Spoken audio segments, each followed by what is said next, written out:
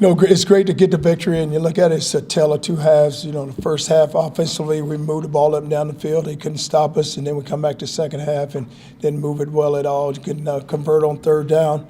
We talked about before the game that it's all about converting on third down and not getting behind the chains on 1st and 10. And then defensively, we struggled there in the first half, and then the second half they rose up and made a bunch of plays and was able to get off the field. Look at some of the outstanding performances. Augie goes out and breaks the record when I think he had 10 tackles in the first half, had a big day. Then I played McGee a lot, and he came in, made a big hit there late on 4 right there to get the third down stop. And then you look at the two guys inside with Sennett and Hector. Both of those two guys played very well. But now, it's we got one more, so we're looking forward to one next week. So, our guys know, they understand what's at stake, and we just got to continue to play well, and we just need to put together a complete game, which we haven't done yet. Do you think next week's game affected this week's game? They hear so much about it, and so much has been said about it, and it's what everyone has written. So we're going to find out next week how much it affected us. Coach, you looked a little gassed in the last 7 minutes on both sides of the ball. Mm-hmm. Is that coming off the bye week or just fatigue over the season? No, I mean, it's our 10th game, so it's not so much. I don't know how gassed we were, because when you're playing an up-tempo offense, you gotta get guys out on the field like us on offense. I mean, we're up-tempo, so we just need to play more people, get them rested. Charlie, after the first quarter, Quentin didn't have his most efficient night. What do you think was going on there? It's some of the things they did, some of the throws he just didn't make. But the thing about him, we know what type of player he is, and he can make plays when they're needed. But it's got to take a whole team effort. Guys got to make catches, and we got to be able to block people, and we got to be able to run. You're disappointed that they let Tulsa hang around?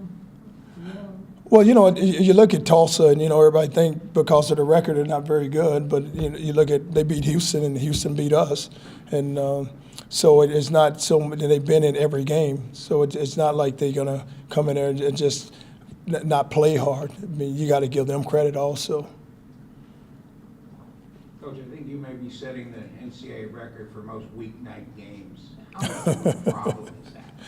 Well, we don't get many Saturdays, but if people get a chance to watch us, and then we do get us a national audience. But it's just the way the schedule falls, and then now we go Thursday, then next week we go Friday.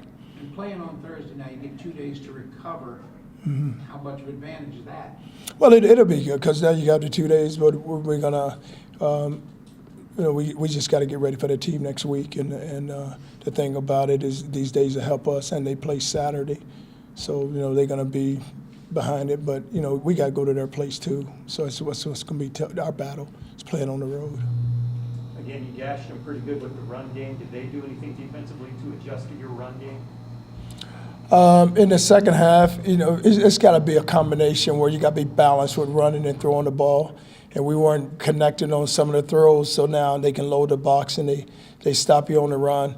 Some of the runs that we could have got out and hit it big. We didn't hit it big just because we didn't stay on the block, or a guy would lose a block, and we had some of the draw plays set up for Q, and he had to make a guy miss. Then the next guy tried to miss, someone would come and run him down from behind. Coach, we know it's only your first year, but I don't think it's a stretch at all to call this the best senior class in program history. What has impressed you the most about that group of guys in just this first year? I told those guys that as a coaching staff, we are forever indebted to them. And the reason why I said that to them is usually when you come in and you take over a program and it's been where they won 11 games, a lot of times it's going to be a lot of resentment. There's going to be some guys who think they're better than what they are, and they don't want to listen to you. But this group never did, and the reason why they did is because of the two leaders with Augie and with Q. They bought into it, and you could look at Q, and he's a guy that here's the whole offense changed for him. And last year he had the big numbers, struggled there early, and then he could have been one of those guys who could have made it all about himself. This group never made it about themselves. The only thing this group did is they went to work each and every day. And you look at defense when you talk about the three guys up front with Hector, Sennett, and Love, and then you look at Augie, then you look at Fullwood, Nichols, and who had who's going to be okay, and then Abraham. I mean, there's 7 guys on defense, and they wanted to play well because of the way the defense played last year. Then you look at his offense, you lose your best receiver, your leading receiver last season, your leading running back, and now your quarterback is back, and so he really don't know because it's a whole new offense for him. So now you go him, you got Dearness and Tice who are both splitting some time, Valdez on the outside with Ruff inside, him and Jay Hall. So it's an amazing group. And I told him today, I said, you know what, we're 19-3 in 2 years, now we're 20-3 in 2 years, and this is a really good group of seniors that is doing it the right way. And like I said, this group of guys, because we have a large number of seniors, but still we're a young football team. So the leadership that they have provided has been amazing because the young guys have taken on and they've taken ownership. The seniors took ownership of this football team. That's why we sit where we sit right now. Coach, you want your offense to go at warp speed all the way up, and then at the end of the game, you ask them to stand around for 30, 35 seconds. Is that hard for them? It's really hard because, like you said, you want them up on the ball. You want to go, go, go, go, and then all of a sudden you got to slow them down, and it's tough when you slow them down because they want to get up on the ball and they want to go, but then you're trying to eat up the time because you're trying not to give them the ball back. And I think one time, I was looking at the clock, I think we ran like 3 plays in 30 seconds, which you don't want to do. You like to at least get a first down so you can get your defense rested up, but you'd like to see us go fast. Coach, you coached in some big games before the Red River rivalry. Next week is probably going to be the craziest atmosphere, the biggest game that a lot of these guys have played in. What can you take from the experience of those kind of games and give to these guys leading into next week? Well, the key thing for us next week is that we just got to play, just be ourselves. When you walk in, it's going to be a wild atmosphere. It's going to be just unbelievable. But the thing about it is that when all that settles down, now you got to settle down and you have to play the game. So with all the build-up, it's going to be a build-up. Just you can't get caught up in it. Only thing we can do is just walk in there. What has gotten us to where we are right now, we got to continue to build on it, and just don't let this engulf you, and don't let it just become like, oh, no, guys. We've been playing. The game still hasn't changed. It's going to come down to who can go block, who can go tackle, who can create big plays, who can get off the field on third down, who can win downs, who can win every play. It's still going to come down to that. So the only thing we need to do, hey, just be yourselves, guys. We don't need to do anything special. It's a big game. It's okay, it's fine. It's a big game. It's a rival game. Good. That's what you want. But you wouldn't want it any other way. It was going to see what we're made of now. Was that offensive play calling championship caliber tonight? Say it again? Was that offensive play calling championship caliber? I mean, Do that again next week? well, you got to execute.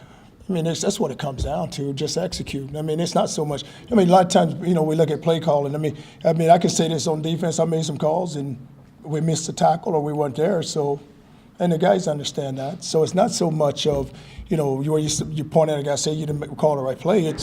Still at the end of the day, you got to execute. First half, it looked pretty good, didn't it? We had 300 yards in the first half. Okay. Charlie, walking away from this one, were you disappointed or were you fired up about the stop at the end?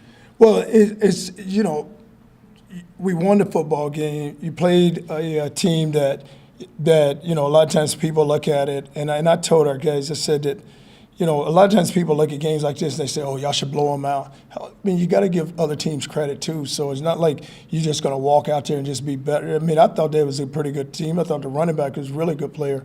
So it's not like you're just going to walk out there. That team, they've lost some games, but they've been in a lot of football games too. So yeah, you're happy because you won a game, but you still got mistakes that are correctable. So we get those mistakes corrected, and now it's the buildup has been that game next week. So we'll see how much we're going to learn from this one to get ready for that one. One more for Coach. Okay. All right, thank you.